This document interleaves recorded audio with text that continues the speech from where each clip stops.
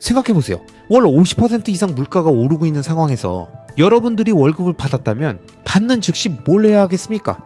현물로 바꿔야겠죠?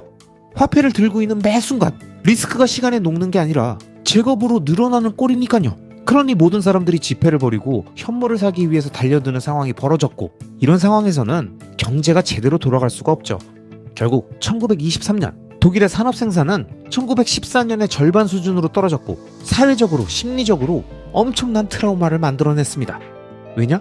돈의 가치가 계속 떨어지니까 돈으로 된 모든 형태의 부와 고정 수입이 가치가 없다고 느껴지게 된 거죠. 결국 이 엄청난 인플레이션은 가격이 고정된 모든 것들의 실질 가치를 폭락시켜 버렸습니다. 고정금액으로 받고 있었던 국민들의 월급 가치는 물론이고, 전쟁 전후에 누적되어 있던 독일 국내에서의 모든 부채를 청산시키게 됐죠. 돈의 가치가 계속 떨어지니까 예를 들어 1억을 빌렸는데 나중에 그 가치가 1,000원이 되어 있는 꼴이죠. 그러니까 부채라는 게 아무 의미가 없어진다는 겁니다. 자, 그럼 이런 상황이 발생했을 때 과연 누가 이득을 보고 누가 손해를 봤을까요?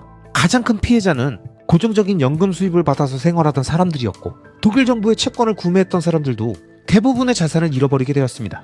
반면 토지나 공장 등의 실물 자산을 가지고 있었던 사람들이나 다른 사람들에게 빚을 졌던 사람들은 승자가 되었죠. 그런데 이렇게 돈을 번 유일한 케이스인 실물 자산을 보유하면서 다른 이에게 큰 빚을 졌던 경제 주체는 정부와 기업 딱 둘뿐이었다고 합니다. 결국 독일의 하이퍼 인플레이션은 대다수의 국민들을 가난하게 만들면서 국가와 기업의 배를 불렸고, 이후 히틀러를 비롯한 전체주의 세력이 득세하게 되는 원인이 되었다고 이 책에서는 말하고 있습니다.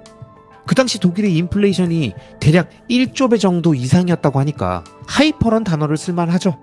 이건 뭐 도저히 견딜 수 없는 고통이지 않았겠습니까? 이렇게 물가가 급등하니까 파운드화나 달러같이 그나마 통화 가치가 높은 외화를 보유했거나 실물 자산을 가지고 있었던 사람들은 승자가 되고, 반대로 예금이나 연금 등의 금융 자산을 가지고 있었던 사람들은 가장 큰 패자가 된 거죠.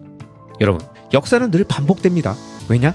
인간의 DNA는 선사시대부터 지금까지 거의 변한 게 없다 보니까 위기의 순간에 늘 본능대로 움직이고, 그 본능은 늘 고통을 감내하는 쪽보단 쉽게 해결하는 함정으로 빠져드는 거예요.